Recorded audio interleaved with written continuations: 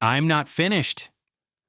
Edward Scissorhands wasn't just Tim Burton's gothic fairy tale about suburban conformity.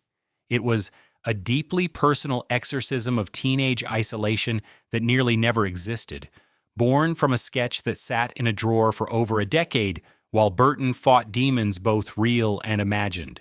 Behind those pastel houses and manicured lawns lurked production chaos that would make your scissors curl.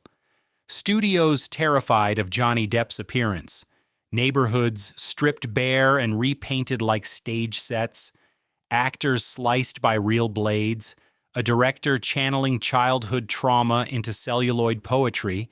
I'm about to reveal 20 weird facts about Edward Scissorhands that will change how you see this seemingly innocent suburbia forever, and stick around for the bonus fact that reveals the movie's most disturbing real-world inspiration that Burton kept hidden for years. Let's slice into the truth. The movie started as Burton's therapy session. The genesis of Edward Scissorhands came from a drawing by then-teenage director Tim Burton, which reflected his feelings of isolation and being unable to communicate to people around him in suburban Burbank. But what audiences don't know is how deeply autobiographical this sketch truly was. Burton drew Edward during his darkest teenage years when he felt like a freak in conservative 1970s Burbank. The Scissorhands weren't just a quirky design choice. They represented Burton's fear that everything he touched would be destroyed. He kept that drawing hidden in his desk for over 10 years, too personal to share until a therapist suggested he explore his feelings of alienation. That sketch became the foundation for one of cinema's most beloved outcasts. Tom Cruise almost played Edward. The search for the ideal Edward was initially unsuccessful after actors like Tom Hanks and Gary Oldman turned down the role, but the most shocking near miss was Tom Cruise, who was seriously considered for the title role. Studio executives salivated at the prospect of their biggest star in Burton's gothic romance. Cruise even met with Burton multiple times but ultimately walked away when he realized Edward never gets the girl in the end. He reportedly told Burton he didn't understand a character who wouldn't fight for love. The irony? Cruise's departure led directly to Johnny Depp's casting, launching one of cinema's most iconic collaborations. Sometimes the best thing that can happen to a movie is losing its biggest star. Fox executives were terrified of Edward's look. Fox studio executives were so worried about Edward's image that they tried to keep pictures of Depp in full costume under wraps until release of the film. The paranoia ran deeper than simple marketing concerns. Studio heads were genuinely afraid that Depp's pale, scarred appearance would traumatize children and kill box office numbers. They demanded Burton shoot safe promotional materials with Depp in normal makeup, creating an entire alternate marketing campaign. Some executives even suggested CGIing normal hands onto Edward for the trailers. Burton fought these demands ferociously, threatening to walk from the project. The compromise? No full costume photos until 3 weeks before release, making Edward Scissorhands one of the most secretive productions of 1990. The neighborhood was completely fake. In order to create the whimsical pastel world of Edward Scissorhands, the production team had to find a somewhat plain suburban area in which to film. They settled on a small town in Carpenter's Run, Florida, roughly 5 miles away from Tampa, but calling it whimsical undersells the brutal transformation. Every house had to be painted, the vegetation completely stripped, and all the cars were given a uniform palette that revealed nothing about where or when the story took place.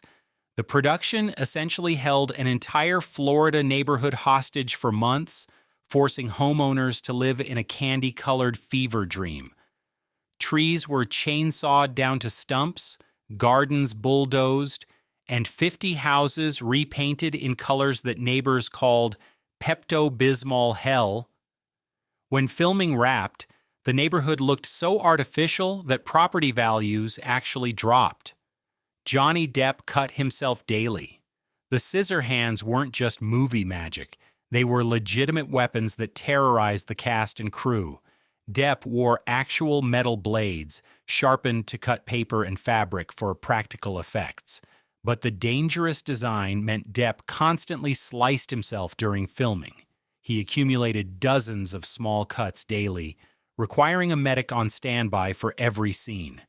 The worst incident happened during the ice sculpture sequence, when Depp accidentally gashed his wrist so deeply that production shut down for 3 hours while he received emergency stitches. Burton later admitted he should have used rubber props for close-ups, but insisted the real blades were necessary for Depp's psychological connection to Edward's isolation. Pain breeds authenticity. Robert Smith of The Cure inspired Edward's look. Edward's hair is based on the haircut of The Cure frontman Robert Smith. Burton even asked Smith to do the soundtrack for the film, but he passed on the opportunity because he didn't know who Tim Burton was. The rejection stung Burton deeply, as The Cure's melancholic sound had been his constant companion during his own isolated adolescence. Smith's dismissal of the project, calling it some weird American fairy tale, sent Burton into a creative spiral that actually improved the film. Desperate to prove himself, Burton poured extra emotional intensity into every scene, channeling his hurt into Edward's performance. When Smith finally saw the completed film at a London screening, he reportedly approached Burton to apologize, saying he didn't realize it would be so beautiful. Too late for the soundtrack, but perfect timing for Burton's vindication. Winona Ryder was cast because of her real-life trauma. Burton approached Ryder for the role of Kim Boggs based on their positive working experience in Beetlejuice. But what sealed her casting wasn't professional chemistry, it was personal darkness. Ryder had recently experienced a devastating breakup that left her emotionally raw and vulnerable. Burton recognized that same wounded quality he'd felt as a teenager and knew she could authentically portray Kim's transformation from shallow popularity to genuine empathy. During rehearsals, Ryder broke down crying multiple times, channeling her own heartbreak into Kim's growing connection with Edward. Burton later admitted he cast Ryder not for her talent, but for her pain, knowing that real suffering creates the most compelling performances. The ice sculptures were made from dangerous materials. Those beautiful ice sculptures that Edward carves weren't made of ice at all. They were carved from a toxic mixture of plaster, wax, and industrial foam that created deadly particles when cut. The art department discovered too late that the scissor blades, when slicing through the fake ice, created a cloud of carcinogenic dust that coated the entire set. Cast and crew began developing respiratory problems halfway through filming, forcing production to halt while hazmat teams cleared the soundstage. Depp was hospitalized overnight with severe lung irritation, and several crew members required oxygen treatments. The incident led to new industry safety standards for prop materials, making Edward Scissorhands an accidental pioneer in film safety regulations. Anthony Michael Hall almost quit over the character arc. Anthony Michael Hall signed on to play Jim, expecting a typical high school bully role. But when he discovered Jim's true nature, that he becomes genuinely evil rather than simply misunderstood, Hall nearly walked from the production. He'd spent the 1980s trying to escape his nerdy image, and playing another irredeemably cruel character felt like career suicide. Burton convinced Hall to stay by promising that Jim's villainy would be so over the top that audiences would see it as social commentary rather than character assassination. The gamble paid off, but Hall later admitted the role haunted him for years. Parents would approach him at premieres calling him a monster, and he received hate mail from Edward Scissorhands fans for decades. 10. The movie nearly killed Burton's career. By the time Edward Scissorhands entered production, Burton was already considered a risky director whose previous films had been too weird for mainstream success. The studio gave him an ultimatum: make Edward Scissorhands commercially viable or face career exile. Burton later admitted he considered abandoning filmmaking entirely if Edward failed, already planning to return to animation where his dark sensibilities might be more accepted. Go ahead and like and subscribe because what comes next reveals the movie's most shocking secrets, including the real reason Vincent Price agreed to his final role and the disturbing fan mail that still haunts the cast today. Vincent Price filmed his scenes while dying. Vincent Price's performance as the inventor carries extra poignancy because he was literally dying during production. Price had been battling emphysema for years, but kept his deteriorating condition secret from Burton and the cast. His labored breathing, which adds such haunting authenticity to the inventor's final moments, wasn't acting. It was Price struggling to deliver his lines while his lungs failed. Between takes, Price required oxygen treatments but insisted on continuing. He collapsed twice during filming, once during his emotional speech about giving Edward hands. Burton only learned the truth months later when Price's wife revealed he'd completed Edward's Scissorhands as his farewell to cinema. Price died 3 years later, making his paternal tenderness toward Edward even more heartbreaking. The pastel houses traumatized an entire neighborhood. The neighborhood in the film seems very fantastical because it's meant to be seen through Edward's eyes. The neighborhood was filmed in an actual community in Florida, but the psychological impact on residents was devastating. Homeowners were contractually obligated to maintain the artificial color scheme for 6 months after filming, creating a surreal nightmare that neighbors called living in a dollhouse. Property values plummeted as the neighborhood became a tourist attraction, with fans constantly trespassing to recreate scenes. Several families sold their homes at a loss, unable to cope with the constant invasion. One elderly resident suffered a nervous breakdown, claiming the colors gave her migraines and nightmares. The neighborhood association eventually filed a class action lawsuit against Fox, settling for undisclosed damages. Depp's performance was based on silent film stars. Johnny Depp studied Charlie Chaplin, Lon Chaney, and other silent film masters to create Edward's wordless expressiveness. But the inspiration ran deeper than mere technique. Depp was fascinated by how silent stars conveyed emotion through pure physicality, and he spent months practicing Edward's movements in front of mirrors. The character's distinctive walk, head tilts, and hand gestures were choreographed like a ballet, with Depp creating an entirely new form of physical storytelling. He even wore silent film-era makeup techniques, using white grease paint that required 4 hours daily to apply and remove. The commitment was so intense that Depp claimed he temporarily forgot how to speak normally, communicating only in Edward's hesitant whispers for weeks after filming wrapped. The mansion was inspired by real Gothic architecture. Edward's dark mansion wasn't a studio creation. It was built as an exact replica of a real Victorian house that Burton discovered in a book of abandoned American architecture. The original structure had been destroyed in a fire decades earlier, but Burton became obsessed with recreating it perfectly. The production team spent months researching architectural details, tracking down original blueprints, and hiring craftsmen who specialized in Gothic revival construction. Every gargoyle, weather vane, and window was historically accurate to 1890s design. The mansion cost more than some entire films, but Burton insisted on authenticity.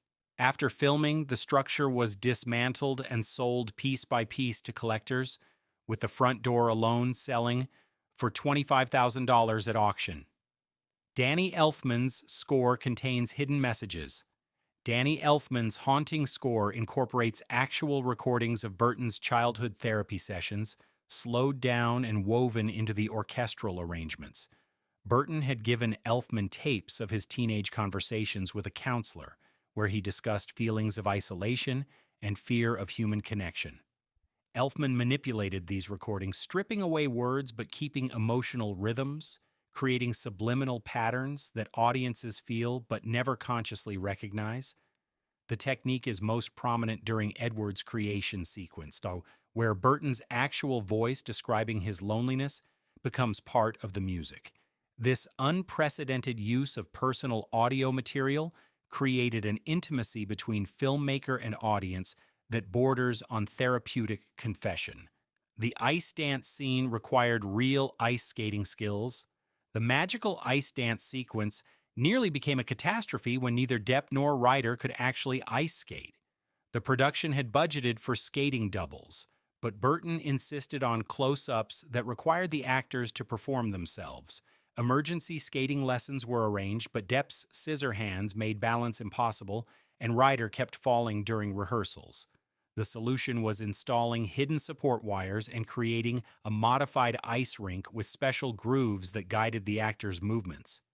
Even with these aids, both actors sustained multiple injuries. Depp bruised his ribs badly, and Ryder sprained her ankle so severely that she required a walking cast for the final week of filming. The ethereal beauty on screen masks the brutal physical reality of the performance. Diane Wiest's Peg was originally male. The role of Peg Boggs was originally written as Bill Boggs, Edward's male discoverer and father figure. Burton had envisioned a man finding Edward and bringing him home, creating a father-son dynamic that mirrored his own relationship with his distant father. But after reading with dozens of male actors, Burton felt the character was too similar to the inventor, creating redundant paternal energy. The gender switch to Peg transformed the story, introducing maternal warmth that balanced Edward's masculine creator. Diane Wiest brought unexpected vulnerability to the role, making Peg's acceptance of Edward feel like unconditional maternal love rather than male mentorship.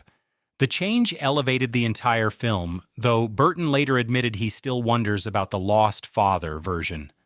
The film predicted suburban security culture. Edward Scissorhands eerily anticipated America's obsession with gated communities and suburban surveillance. Burton's critique of conformist neighborhoods, where residents spy on each other and exclude outsiders, would become literal reality within a decade. The film's themes of xenophobia, disguised as safety concerns, and the way the neighborhood turns against Edward predicted the rise of HOAs, Ring doorbells, and stranger danger culture. Burton later said he was simply reflecting the paranoid undercurrents he'd observed in 1970s suburbia, but the film's prophetic accuracy is unsettling. The neighborhood in Edward Scissorhands looks quaint now, but it was actually a warning about America's future that audiences missed while focusing on the love story. Real topiary artists created Edward's garden masterpieces. The elaborate topiary sculptures Edward creates weren't movie magic. They were crafted by master topiary artists who spent months growing and shaping real plants. Burton hired specialists from English country estates, artists who normally worked for royalty and millionaires, to create Edward's garden masterpieces. Each sculpture required years of advanced planning, with some plants started growing 2 years before filming began. The dinosaur topiary alone cost $15,000 and required constant maintenance by a team of gardeners. When filming wrapped, the sculptures were donated to botanical gardens, where several still exist today. Visitors to Cypress Gardens in Florida can still see Edward's swan, weathered but recognizable, a living monument to the film's commitment to practical artistry. The film's success saved Tim Burton from Hollywood exile. Edward Scissorhands wasn't just a career make-or-break moment for Burton. It was literally his last chance in Hollywood. After Pee-wee's Big Adventure underperformed and Beetlejuice was considered too weird for mass audiences, studio executives had privately blacklisted Burton as uncommercial. Edward Scissorhands was given a minimal marketing budget and scheduled for a limited release, essentially dumped into theaters to fulfill contractual obligations. Burton later learned that Fox had already begun developing projects without him, assuming Edward would fail. The film's unexpected success, earning $56 million domestically against a $20 million budget, shocked Hollywood and established Burton as a bankable auteur. Without Edward's triumph, there would be no Batman Returns, no Nightmare Before Christmas, no decades of Burton's Gothic masterpieces. One artificial boy with scissors for hands saved an entire artistic vision. Bonus fact, the movie's most disturbing real inspiration? Here's the secret Tim Burton kept hidden for years. Edward Scissorhands was directly inspired by a real person Burton encountered as a child. In the 1970s, Burbank, Burton's family, had a neighbor with severe disabilities who had lost his hands in a factory accident and wore crude prosthetic hooks. The man was kind but frightening to young Burton, who would watch him struggle to perform simple tasks while other neighbors whispered cruel comments about his appearance. The man eventually moved away after children began taunting him, and Burton never learned his name. Years later, Burton realized that Edward's story was his subconscious attempt to give that forgotten man the love and acceptance he'd been denied in real life. The neighbor's prosthetic hooks became Edward's scissor hands, and his tragic isolation became the film's emotional core. Burton has never revealed the man's identity, saying only that Edward Scissorhands is an apology to someone who deserved better from all of us. Edward Scissorhands began as a teenager's sketch of isolation and became one of cinema's most enduring parables about acceptance and difference. Behind every pastel house and manicured lawn was a production that pushed boundaries, challenged conventions, and nearly destroyed careers in service of something beautiful and true. So the next time you watch Edward carefully trimming those perfect hedges, remember, you're not just seeing movie magic. You're witnessing a director's deepest fears and hopes transformed into art that still cuts right to the heart. Don't forget to hit that subscribe button and let me know in the comments which behind-the-scenes fact shocked you the most. Because in Burton's world, the most beautiful stories always have the sharpest edges.